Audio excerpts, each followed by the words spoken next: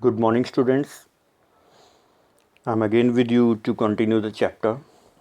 In our previous video, we started the chapter Mesopotamian civilization and also discussed about the geography of Mesopotamia, the division of labor into cities, the feature of cities, Warka head, and transport system of the cities. So, in the end of the previous video, I informed you that we will discuss about the writing method or the development of writing in Mesopotamia. So, here you can see on your screen development of writing. Today we will discuss about the development of writing in Mesopotamia. कि Mesopotamia में जो writing system था वो कैसा था, education wide spread था या नहीं था, और how they use to write, what was the script. So let's discuss about it. You can see a word here, tablets. So Mesopotamia के जो लोग थे वो टेबलेट्स के ऊपर लिखते थे. अब टेबलेट क्या होता था, 1 मार्क का क्वेश्चन यहाँ पे आपका बन रहा है. टेबलेट वेट क्ले से बनाया हुआ एक हार्ड सरफेस होता था. वो क्या करते थे, मिट्टी को गीला करके और उसको लगभग इस साइज़ का वो बना लेते थे जैसे एक बुक होती है, और ऊपर से उसके सरफेस को प्लेन कर दिया जाता था और उसके ऊपर एक छोटी सी वुड या रीड के साथ लिखा जाता था. जब तक वो वेट रहती थी तब तक उसके ऊपर कोई भी रिकॉर्ड लिखा जा सकता था और उसके बाद उसको ड्राई कर लिया जाता था. एक बार ड्राई होने के बाद वो जो रिकॉर्ड था उस पर्टिकुलर क्ले के ऊपर, सरफेस के ऊपर सेफ रहता था, उसको टेबलेट बोला जाता था. That wait clay surface which is dried in sunshine was known as tablets. So you can see wrote on tablets. Mesopotamia के जो लोग थे टेबलेट्स के ऊपर लिखते थे. टेबलेट क्या होता था, अ वेट क्ले सरफेस. वो गीली मिट्टी से बनाया हुआ एक प्लेन सरफेस वाला एक ऑब्जेक्ट होता था.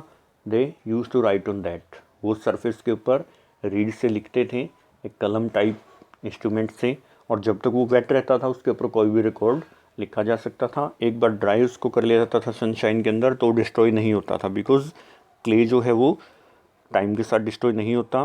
सो it was easy to have the record on the tablets. Used symbols. दूसरी बात, जो वो चीज़ लिखते थे, अब ये तो हमें कंफर्म हो गया कि वो टैबलेट्स के ऊपर लिखते थे. लिखते जो थे वो स्क्रिप्ट क्या थी उनकी, देयर वाज नो स्क्रिप्ट. उनकी कोई स्क्रिप्ट नहीं थी, कोई अल्फ़ाबेट्स नहीं थे, बट दे यूज्ड सिंबल्स. वो लिखने के लिए, रिकॉर्ड रखने के लिए सिंबल्स का यूज़ करते थे. उन्होंने अपने सिंबल्स बना रखे थे and near about 5000 symbols have been identified by the historians from the Mesopotamian civilisation.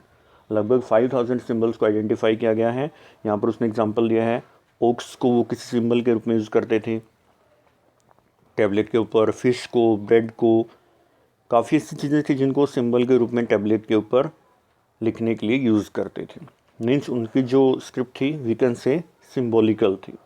Use to keep record of transactions. Tablets को लिखना क्यों स्टार्ट किया गया, टैबलेट को ट्रांजेक्शन जो की जाती थी उसका रिकॉर्ड रखने के लिए उसकी ज़रूरत महसूस हुई. बिकॉज ट्रांजेक्शन, जब ऑलरेडी मैं आपसे डिस्कस कर चुका हूँ कि सिटीज़ बहुत ज़्यादा थे मेसोपोटामियन सिविलाइजेशन के अंदर, और सिटीज़ के अंदर जो ट्रांजेक्शन होता है, ट्रेड होता है, एक्सपोर्ट इंपोर्ट होता है, वो भी होता था. प्रीवियस वीडियो में हमने डिस्कस किया. सो जो इतने हाई लेवल पर ट्रांजेक्शन होती थी उनका रिकॉर्ड रखना ज़रूरी था, ऐसे उसको याद रखना पॉसिबल नहीं था. सो टैबलेट्स को लिखना स्टार्ट हुआ.